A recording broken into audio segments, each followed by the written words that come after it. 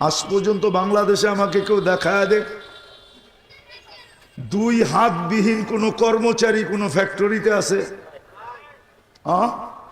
দেখান।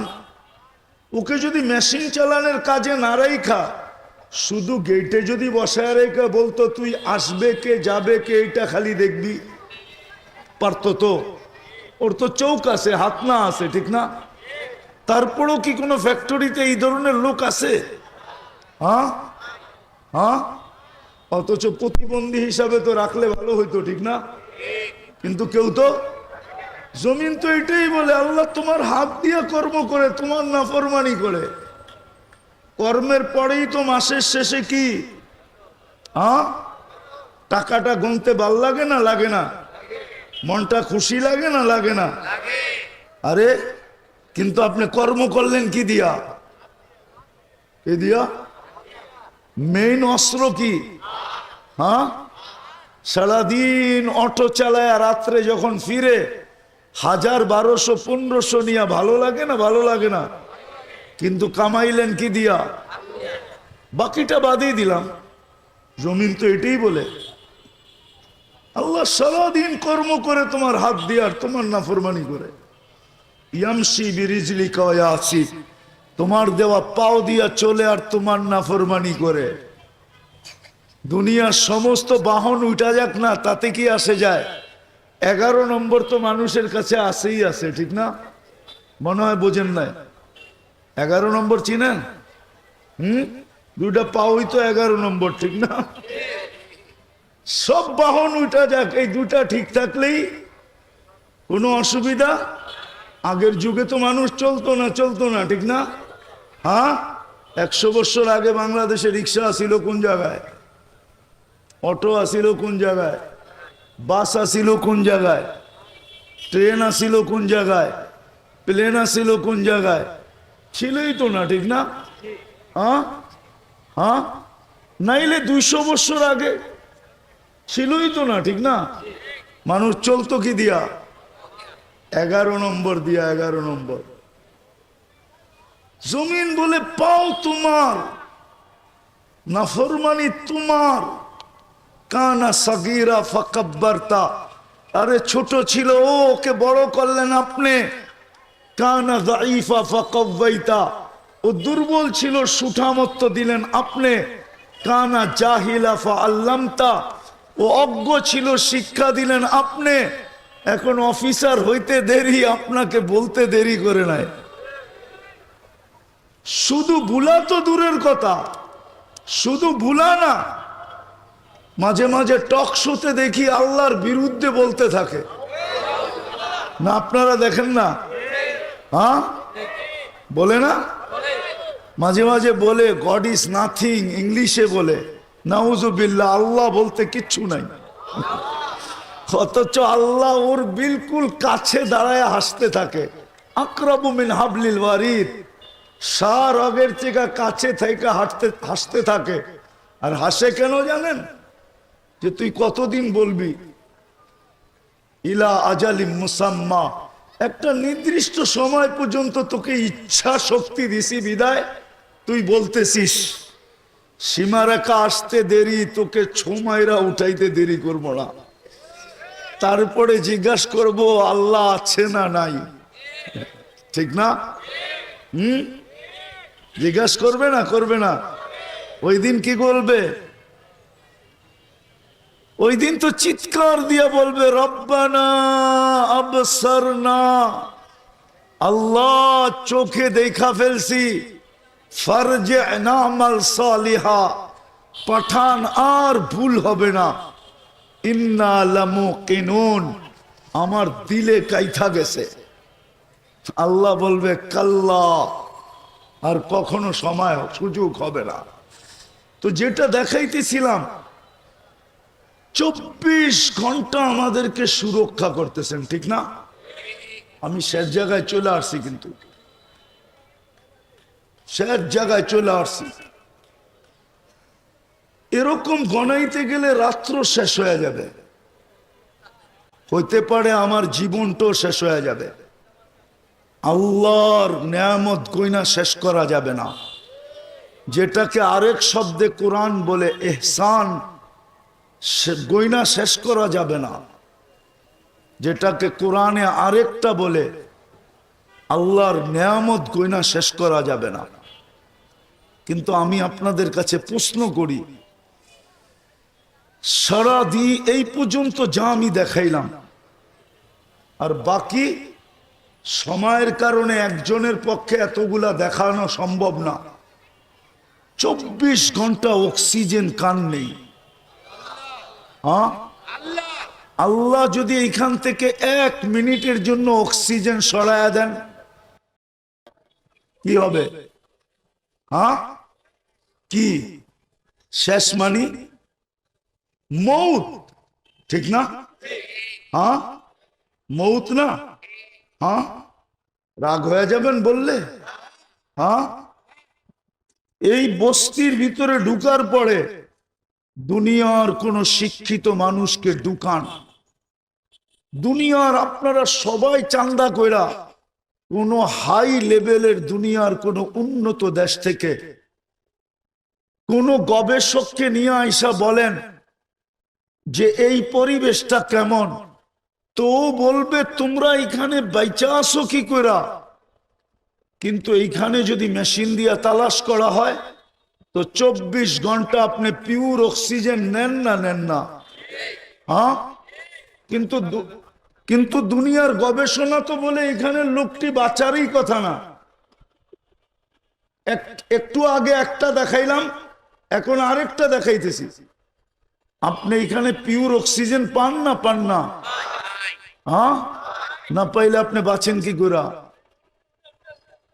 কি করে বাঁচেন আপনি? তো 24 ঘন্টা অক্সিজেন নেই কার? কতটুকু নেন জানেন? এটাও তো জানি না, ঠিক না? বলবেন আমরা অশিক্ষিত মানুষ, এত কি জানি? আমি তো বলবো শিক্ষিতরাও জানে না। ডেলি 550 লিটার অক্সিজেন নেই, 550 লিটার। আমি তো বস্তিবাসীর পায়ে হাত দিয়ে বলবো যে আফসোস, যদি আল্লাহ এটাকে ফ্রি না করতেন তাইলে এই বস্তিবাসী daily 550 litre per head oxygen কোত্থেকে আনতো? কেননা আমরা তো করোনার সময় দেখছি আধা ঘন্টা অক্সিজেন দিছেন, আধা ঘন্টা। নেটে এখন সার্চ দেন, আমি নাম বলে দিতেছি। মডার্ন হাসপাতাল, আপনাদের এদিকে না, মতিঝিলের ওদিকে আছে মডার্ন হাসপাতাল। আধা ঘন্টা অক্সিজেন দিছে করোনার সময়, 84,000 টাকা বিল করছে। কত? এই জন্যই তো বস্তিওয়ালারা করোনার সময় সুস্থ ছিল বেশি। 2 টাকার ট্যাবলেট খায়া ভালো হয়েছে বেশি। আল্লাহ জানে ওরা এই বিল কোত্থেকে দিবে। যারা দিতে পারবে ওদের ওইখানেই পাঠাইছে। আর একবারে বলছে তোরা পান চাবাইতে থাক, অসুবিধা নাই, বিড়ি খাইতে থাক, অসুবিধা নাই, করোনা তো এখানে আসবে না। কেননা তুই এই বিল দিবি তো দিবি কোত্থেকা? তো আমি যেটা বুঝাইতেছিলাম, শেষ কথা, একটু আপনাদের পায়ে হাত দিয়া বলি, একটু ভাবেন, যদি 1 টাকা লিটার হইতো তাইলে ডেলি 550 টাকা পার হেড শুধু দিতে হইতো অক্সিজেনের জন্য। খাইতেন না দিতেন? এইখানের বেশিরভাগ মানুষের কামাই তো 15-20 হাজার টাকা, মাইনা নিলাম। যদি ডেলি 550 দিতে হইতো তাহলে 16,500 টাকা প্রতি মাসে শুধু অক্সিজেনের দিতে হইতো। অক্সিজেন কান নেন? শ্বাস প্রশ্বাস স্বাভাবিক কে নিতে দেয়? আমি তো এতদিন গ্রামে চিল্লায় আসছি, আজকে রাজধানীতে চিল্লাইতেছি। বাংলাদেশের একজন শিল্পপতি আমাদেরকে বুঝায়া গেছিলেন, আল্লাহ ওনাকে মাফ করে দেখ। দোয়া করেন, আমিন বলেন। আল্লাহ ওনাকে মাফ করে দেখ। উনি আমাদেরকে বুঝাইছিলেন যে স্বাভাবিক শ্বাসের মূল্য কত। স্বাভাবিক শ্বাস নেওয়ার মূল্য কত? উনি করোনায় আক্রান্ত ছিলেন, মারা গেছেন, ভেন্টিলেটরে যখন ছিলেন তো চায়নার থেকে ডাক্তারের টিম আনা হয়েছিল। টিম যখন কামরায় ঢুকছে তো উনি চিৎকার দিয়ে বলছিলেন যে আমি সুস্থ হইতে চাই না, তোমরা আমাকে শুধু স্বাভাবিক শ্বাস নিতে দাও, আমি আমার এন্টার কোম্পানি তোমাদের নামে লেখা দিব। আমি নাম বলতেছি না, মিডিয়া আছে এটা। আপনি যে ডেলি স্বাভাবিক শ্বাস নেন, স্বাভাবিক শ্বাস নেন 1,60,000 বার, হায় হায় কে নিতে দেয়? আপনি ভাবছেন কোনো কন্ট্রোল রুম নাই? এইখানে কন্ট্রোল রুম আছে। এইখানে কন্ট্রোল রুম আল্লাহ এইখানে ফিট করছেন। যদিও ফেরেশতা প্রত্যেক শ্বাসে আল্লাহকে জিজ্ঞাসা করে, টানার সাথে সাথে আর ছাড়ার সাথে সাথে। টানার ছাড়া কিন্তু হয় ন্যানো সেকেন্ডের ভিতরে, ন্যানো সেকেন্ড। ভাই আওয়াজ না, আওয়াজ না, ন্যানো সেকেন্ডের ভিতরে টানে আর ছাড়ে। আমি অন্যদিকে যাইতেছি না। প্রত্যেকবার ছাড়ার সাথে সাথে ফেরেশতা জিজ্ঞাসা করে আমসিক আও আতরুক, আল্লাহ বন্ধ করে দিব না খোলা রাখবো? আল্লাহ 1,60,000 বার মেসেজ দেয়, উতরুক ওয়ালি আবদি আজাল, উতরুক ওয়ালি আবদি আজাল, উতরুক ওয়ালি আবদি আজাল। খোলা রাখ, আমার বান্দার জন্য সীমা রেখা দেওয়া আছে। যেদিন সীমা রেখায় পা দিবে তোকে আমরা খবর দিব, মেসেজ দিব, বার্তা দিব। টানবে তো আর ছাড়তে দিবি না, ছাড়বে তো আর টানতে দিবি না। ডেলি শ্বাস প্রশ্বাস নেন কার?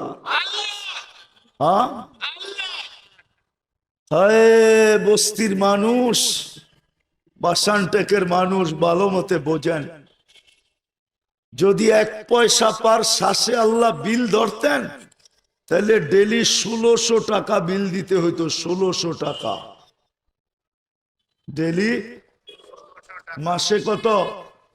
1,60,000 পয়সায় 1600 টাকা হয়। জিজ্ঞেস করেন ম্যাথমেটিক্স আলাদেরকে, 1600 টাকা দিতে হইতো। মাসে কত?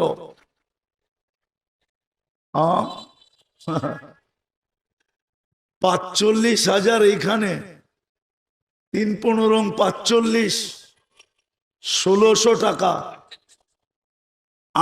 কত? 48,000 টাকা মাসে শুধু শ্বাসের বিল দিতে হতো। কোনদিন কি ভাবছেন? ও যুবক ভাবছো? তাফালিং তো বাসানটাকে কম করো না, ঠিক না? রাগ হয়ে গেল? হ্যাঁ, গাড়ি আটকায় দিবা না তো? আমিও কিন্তু ঢাকা শহরে থাকি, এটা বুঝালো।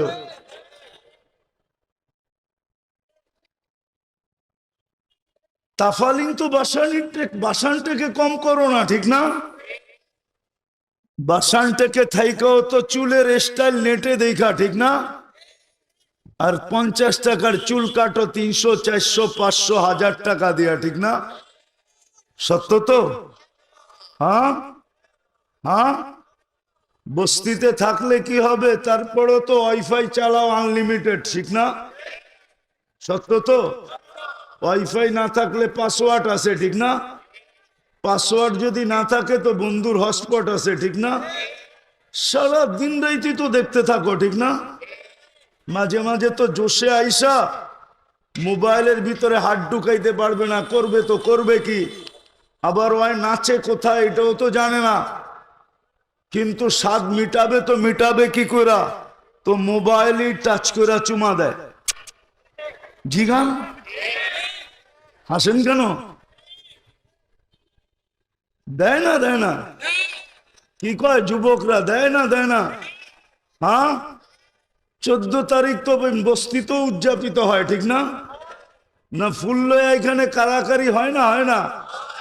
হ্যাঁ, 31st নাইটে বস্তিতেও তো আতশবাদী হয়, ঠিক না? না হয় না? সবই তো চলে, ঠিক না? হ্যাঁ, অথচ বুক করি কাটটা।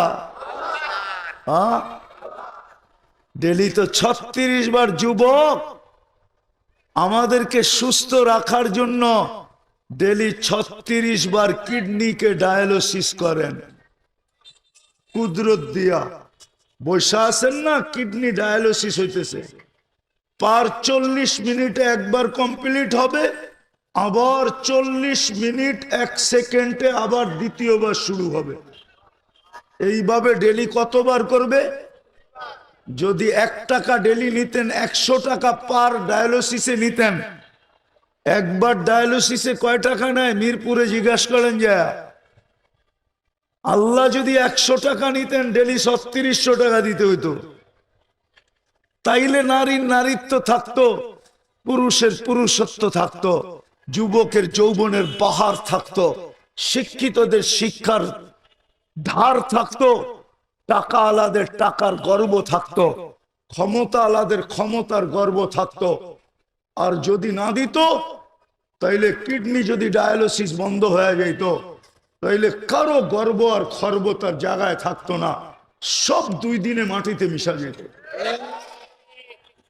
কে করে? আসল জায়গায় চলে আসছি। বলেন, এত নিয়ামত যিনি 24 ঘন্টা দেয়, ডুবায়া রাখে, ওই আল্লাহ, আল্লাহকে কতটুকু আমরা দেই? ওটা শুকরিয়া কতটুকু আদায় করি? বলেন। আয়সা গেছি আমি 60 জায়গায়।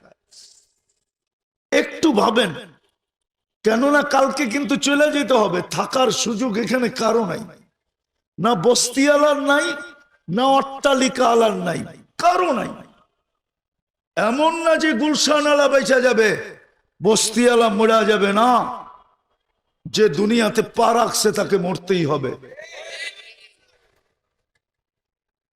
বাগার কোনো সুযোগ নাই। ইন্নী কাতাবতুল মাউতা, আরশের নিচে বিরাট সাইনবোর্ড টানানো আছে, ইন্নী কাতাবতুল মাউতা আলা মান তাহতা আরশি। আমার আরশের নিচে যে আছে ওকে মরতে হবে। আল্লাযী হাইলা ইয়ামুত, যে চিরঞ্জীব, সে আরশের উপরে বিরাজমান, অর্থাৎ আল্লাহ। আপনি বলবেন মালাকুল মউত কি মরবে? অবশ্যই মরবে। আপনি বলবেন জিবরিল কি মরবে? অবশ্যই মরবে। আপনি বলবেন মিকাইল কি মরবে? অবশ্যই মরবে। আপনি বলবেন ফেরেশতা কি মরবে? অবশ্যই মরবে। আরশের নিচে যে আছে তাকে মরতে হবে। আরশের উপরে শুধু আল্লাহ ছাড়া কেউ নাই। যদি মরতে না হইতো, তাইলে একদিক দিয়া তাকাইলে একজন ছিল যার মউত হওয়ার প্রয়োজন ছিল না, উনি বেঁচে যাওয়া উচিত ছিল। কেননা আল্লাহ যখন বলছে আমার আরশের নিচে যে আছে তাকেই মরতে হবে, তাইলে আমি কখনো তাকাইলে দেখি আমাদের নবীজিও তো আরশের উপরে আছে না? মেরাজে আসরের আরশের উপরে যান নাই? না যান নাই? যান নাই? তাইলে আরশের উপরে যে আছে সে মরবে না। আমি যদি বলি আল্লাহ আমাদের নবীজিও তো মরা দরকার ছিল না, উনিও তো আরশে আপনার পাশেই ছিল, কাবা কাউসাইনি আও আদনা সুম্মা দানা ফাতাদাল্লা ফাআওহা ইলা আবদিহি মা আওহা, আপনার পাশে তো বসা ছিল। কয়দিন ছিল এটা তো কেউ বলতে পারবে না, ছিল তো। হ্যাঁ, আর কেউ কি আরশের উপরে ছিল? আর কেউ কি গেছে? কিন্তু আল্লাহ বুঝাইতে চাইতেছে ছিল বটে, আমিও বলি ছিল, কিন্তু ছিল, কিন্তু আমার মতো তো ছিল না। এই জন্যই মরতে হয়েছে। এই জন্যই তো মালাকুল মউতকে জিজ্ঞাসা করছেন আমাকেও কি নিয়ে যাবে? বলছে অনুমতি দিলে আপনাকেও নিয়ে যাব। বলছে আমাকেও কি নিয়ে যাবে? তো চলে যেতে হবে। কালকে এই চেহারাটা প্রত্যেকের দেখাইতে হবে। রব্বে কাবার কসম, কোনো যুক্তি তর্ক চলবে না। আপনি বলবেন আমি বস্তিতে ছিলাম, ও বস্তিওয়ালারা পায়ে হাত রেখা বলি, আপনাদের জন্য কি রাখছে আল্লাহ? লম্বা কিছু তো রাখে নাই। আমি তো দেখতেছিলাম বস্তির ভিতরে ঢুকতে এবং আসতে, যে জান্নাত তো এইখানেই ঘুরতেছে, জান্নাত তো বস্তির ভিতরেই ঘুরতেছে। বস্তিওয়ালাদের হাতের নাগালে তো জান্নাত, বস্তির মা বোনদের আঁচলে তো জান্নাত। এরা জান্নাতকে নেয় না তো নেয় না কেন? আমি তো ভিতরে গেলাম, এই বাইতুল্লাহ মসজিদে মাগরিবের পর থেকে আসার পর পর্যন্ত বসা ছিলাম ওই মাদ্রাসার ভিতরে। আমি তো ভাবতেছিলাম, যদিও কথা বলতেছিলাম কিন্তু ভাবতেছিলাম এরা জান্নাত নেয় না কেন? কঠিন তো ছিল না, একবারে হাতের নাগালে ছিল। ঈমান তো মাতৃকুলেই দিয়া দিছিলেন, শুধু কর্মটা তো ছিল ঈমানটাকে ধরে রাখা, এটা যেন ছুটা না যায়, এটাই যেন ময়লা না লাগে, এটাই যেন কলুষিত না হয়, যেমন দিছেন তেমন যেন থাকে, ঈমানটাকে ধরে রাখা। দ্বিতীয় লম্বা একটা কাজ তো ছিল না, ছিল 5 ওয়াক্ত নামাজ পড়া। ওলামা বসা আছে আমার সাথে, মাদ্রাসার মোহতামেম শাইখুল হাদিস বসা আছে আমার পাশেই, বাম দিকে বসা আছে। নামাজ আর রমজানের রোজা, হ্যাঁ, অথচ উল্টা চিৎকার তো আমি শুনি। বস্তিতে ঢুকলে বস্তিওয়ালারা সারাদিন অভিযোগ করে আল্লাহ আমাদেরকে কি দিছে। পাশের বড় বড় বিল্ডিং গুলা যখন দেখে তো চিৎকার দিয়া বলে আল্লাহ আমাদেরকে কি দিছে। একটু আগেই তো দেখাইলাম আল্লাহ কি দিছে। যদি করোনার সময় দুনিয়া যেই আকারে বলতেছিল যে এগুলার ভিতরে করোনা ছড়াবে, ওরকম যদি করোনা ছড়াইতো তাইলে এইখানে কয়জন খুঁজে পাওয়া যেত? আরে বলেন না, কয়জন খুঁজে পাওয়া যেত? চিকিৎসা ছাড়াই তো মরতে হইতো, ঠিক না? এত টাকা কই পাইতেন আপনি? আপনাকে বাঁচাইলো কে? তো আপনি বলেন কি করে আপনাকে কে দিল? কি দিল বলেন কি করে? লজ্জা লাগে না? হ্যাঁ বলেন, কঠিন রোগে গরিব আক্রান্ত বেশি না ধনী আক্রান্ত বেশি? হ্যাঁ, যদি আপনাকে আক্রান্ত করে দিত কি করতেন? একটু তো ভাবেন। তো যেটা বুঝাইতেছিলাম সর্বশেষ, যেটা বুঝাইতেছিলাম যে আল্লাহ দিচ্ছে কি, আমি দিতেছি কি, আল্লাহ আমার জন্য কি করছেন, কি করতেছেন, কি করবেন। উম্মতে মুহাম্মদী একটা কথা শুনাইয়া দিই, হযরত আছে দেখে শুনাইতেছি, নাহলে শুনাইতাম না। দিবে কি জানেন, দেয় কি জানেন, দিবে কি জানেন? আদম আলাইহিস সালাম বলছিল একটা ভুল করছি, একটা ভুল, জান্নাত থেকে বাইর করে দিতে দেরি করে নাই। ভুল একদিকে হইতে দেরি, জান্নাত থেকে বাহির করতে দেরি করেন নাই। উম্মতে মুহাম্মদী ভুল করবে না, ভুল সারা দিন গুনাহ করবে, সারা দিন গুনাহ। রাত্রের 3 ভাগের 1 ভাগ অতিবাহিত হইতে দেরি, এখন হইতে চলছে রাত্রের 3 ভাগের 1 ভাগ অতিবাহিত হইতে চলছে, মনে হয় হয়েই গেছে। 3 ভাগের 1 ভাগ অতিবাহিত হয়ে গেলে প্রথম আকাশে আইসা উম্মতে মুহাম্মদীকে ডাইকা ডাইকা মাফ করতে থাকেন। শুধু মাফ করেন না, মাফ করে জান্নাত হাতে উঠায়া দিতে থাকেন। নাইলে বুখারীতে কেন লিখতেন রাতের 3 ভাগের 1 ভাগ অতিবাহিত হওয়ার পরে প্রথম আকাশে আসেন আর আয়েশা বলবেন হাল মিন মুস্তাগফির ফাগফির আলা, কি আসিস মাপ চাবি, আমি মাফ করব। তো আদম আলাইহিস সালাম চিৎকার দিয়া বলতেছিল কেমন মোহাব্বত, কেমন ইয়ারি, কেমন দুস্তি, কেমন ভালোবাসা, কেমন স্নেহ, কেমন মায়া, কেমন মমতা। যদি উলামা বলে অনুমতি দেয় শেষ শব্দটাও বলে দিই, যদিও আল্লাহর শানে শোভা পায় না, আদম আলাইহিস সালাম বলতেছে উম্মতে মুহাম্মদীর সাথে কেমন পীড়িত, কেমন পীড়িত! আমি ভুল করতে দেরি জান্নাত থেকে বাড়ি করতে দেরি করে নাই, আর এটি সারাদিন গুনাহ করবে, রাত্রে ডাইকা ডাইকা মাফ কইরা জান্নাত হাতে উঠে দিবে। একটু ভাবেন না কি দিবে, কি দিতে চাইতেছে। কিন্তু আফসোস তো এখানে, দিতে তো চায়, দিতে তো চায়, নাইলে ডেলি 5 বেলা ডাকবে কেন? আমি তো বলি বস্তিবাসী যদি কিছু নাই করত, আমার জাতি যদি কিছু নাই করত, শুধু একটা কাজই 100% করত, কিছু যদি নাই করত, 100% যদি একটা কাজ করত, যেটা আল্লাহ ডেলি 5 বার ডাকে। কে ডাকে? কে ডাকে? জোরে বলেন না। আল্লাহ বললে গুনাহ হবে না, 40 নেকি মিলবে, 40 নেকি। হ্যাঁ, আল্লাহ বলার 40 নেকি অন্য 40-এর মতো না, সংখ্যার দিক দিয়া সমান, গাঠটির দিক দিয়া সমান না।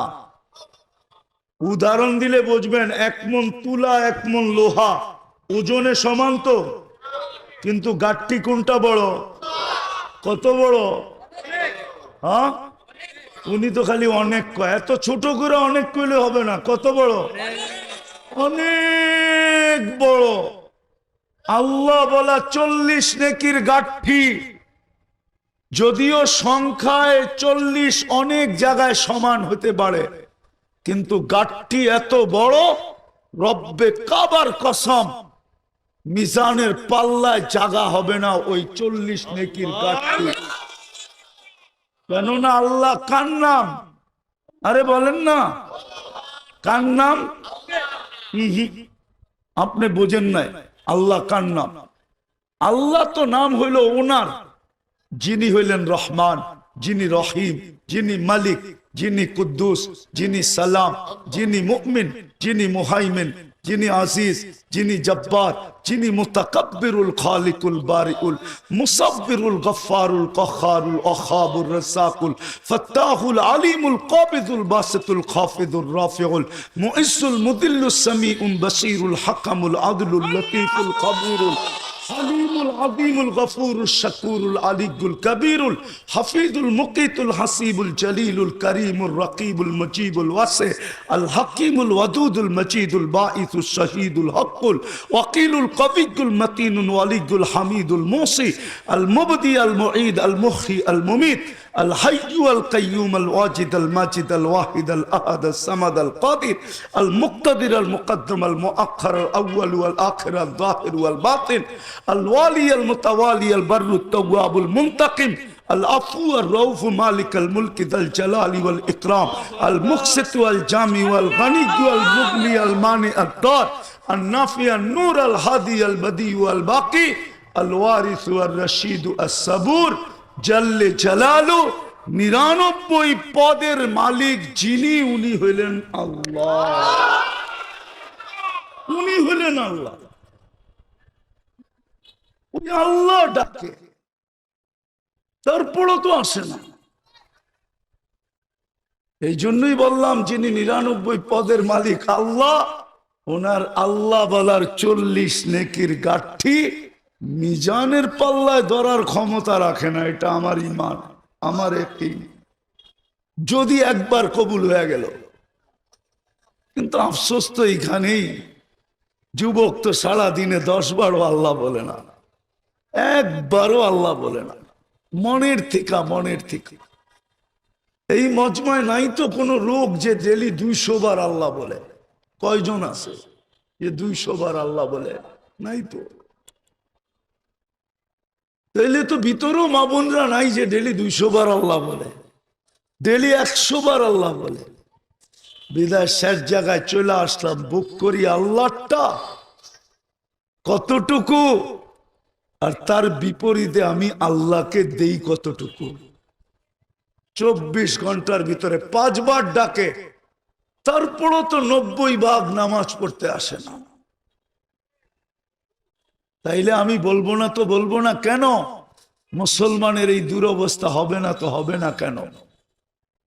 আজকে যে মুসলমানের দুরবস্থা, দুনিয়ার প্রেক্ষাপটের দিকে তাকাইলে দেখা যায় মুসলমান ব্যক্তিগত জীবন থেকে নিয়ে রাষ্ট্রীয়গত জীবন পর্যন্ত, সমষ্টিগত জীবন পর্যন্ত সবাই দুরবস্থার শিকার। হবে না তো হবে না কেন? আল্লাহ ডেলি 5 বার ডাকে। এই জন্য পায়ে হাত দিয়া বলতেছি, আসেন, সুযোগ আজকেও আছে, জুমার রাত্রি আজকে। সূর্য কিন্তু বলতে বলতে ঢাকা শহরে ডুবছে। লান আউদ ফি হায়াতিকা আবাদা। ও ঢাকাবাসী, ও বিক্রমপুরবাসী, হইতে পারে কাল সকালে তোমরা আমাকে কেউ উঠতে দেখবে না, আমি উঠবো কিন্তু তোমরা দেখবে না। এরকম জায়গা একটা না, দুইটা না, তিনটা না, চারটা না, পাঁচটা না, 10টা না, শত আমার এই 2 চোখে দেখা আছে। আমি তো ওই জায়গা চিনি, দেখা আসছি যেখানে ঈসা আলাইহিস সালাম দাঁড়ায় জিজ্ঞাসা করছিল, কাইফা দাম্মারাকুমুল্লাহু তাদমিরা, তোমাদেরকে এরকম সমূলে আল্লাহ ধ্বংস করলো কি করে? জীবিত কেউ জবাব দেয় না, মাটির ভিতর থেকে আওয়াজ আসছে, বিতনা বিল আফিয়া। ফুর্তি করতে করতে নিশ্চিন্তে ঘুমায় গেছিলাম, আসবাহনা ফিল হাবিয়া, সকালে উঠা দেখি হাবিয়া দুযোগের ভিতরে। তো জিজ্ঞাসা করছে, ওমা হাবিয়া, হাবিয়া আবার কি জিনিস? বলছে সিজ্জিন। বলছে ওমা সিজ্জিন, সিজ্জিন কি জিনিস? বলছে কুল্লু কুল্লু জামরাতিন মিন আতবাকিদ দুনিয়া কুল্লিহা, প্রত্যেকটা আগুনের কয়লা এই দুনিয়ার সমান বড়, আমাদের রুগুলা নিচে পড়ে আছে, নিচে। ঈসা আলাইহিস সালাম জিজ্ঞাসা করছে, সব কথার জবাব তুই কেন দেস?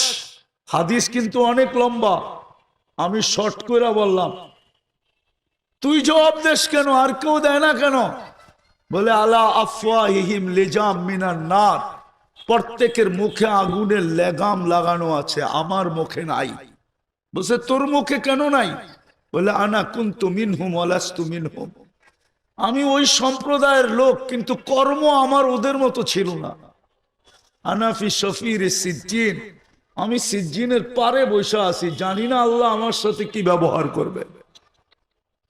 আজকে সূর্য বলতে বলতে ডুবছে, বলতে বলতে ডুবছে। আমি এই পুরা বিল্ডিংওয়ালাদেরকে বলতেছি না, বস্তিওয়ালাদের পায়ে হাত রাখা বলতেছি। ঢাকা শহরে আমরা বহুত বস্তি উজাড় হইতে দেখছি,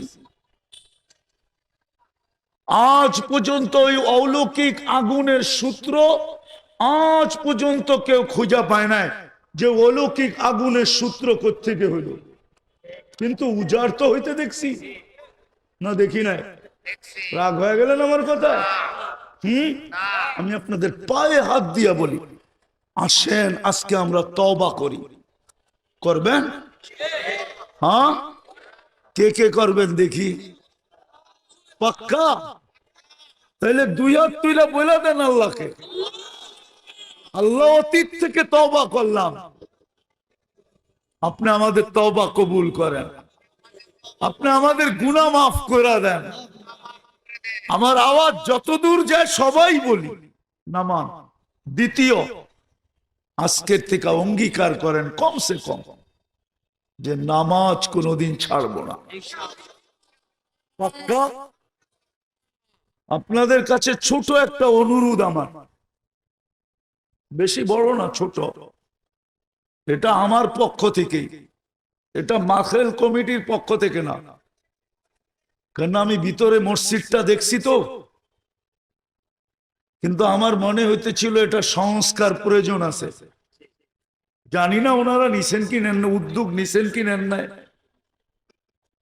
কিন্তু আমি জিজ্ঞাসা করার পরে বলল যে 10 টন রড লাগবে, 1000 ব্যাগ সিমেন্ট লাগবে, 6 গাড়ি বালু লাগবে, 10 গাড়ি ইট লাগবে, 1 গাড়ি ইট 3000 টাকা,